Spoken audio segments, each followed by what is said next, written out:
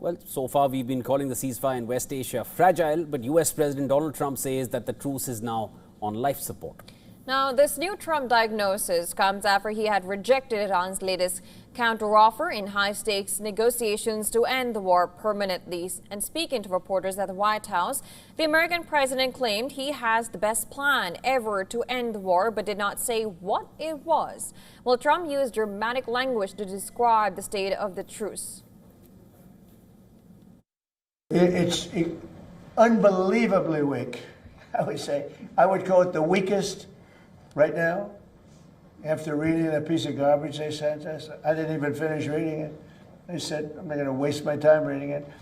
I would say it's one of the weakest right now. It's on life support. They understand. These are all medical people. Dr. Oz, life support is not a good thing. Do you agree? Bad prognostic. I would say the ceasefire is on massive life support, where the doctor walks in and says, sir, your loved one has approximately a 1% chance of living. Well, Trump claimed that Iranian leaders changed their mind when the parties appeared to reach points of agreement, and he accused Iran of going back on an agreement to allow the US to remove its supply of enriched uranium. Well, they did 2 days ago. They didn't, okay? They did 2 days ago.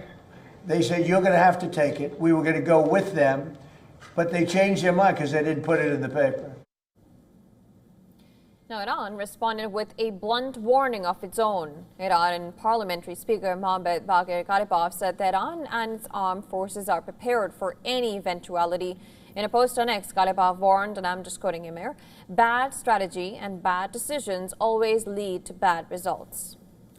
Well, Iran's foreign ministry defended its 14-point counter-proposal as reasonable and generous. The proposal reportedly includes recognition of sovereignty over the Strait of Hormuz, an end to the US naval blockade, and a halt to fighting across the region, including Lebanon.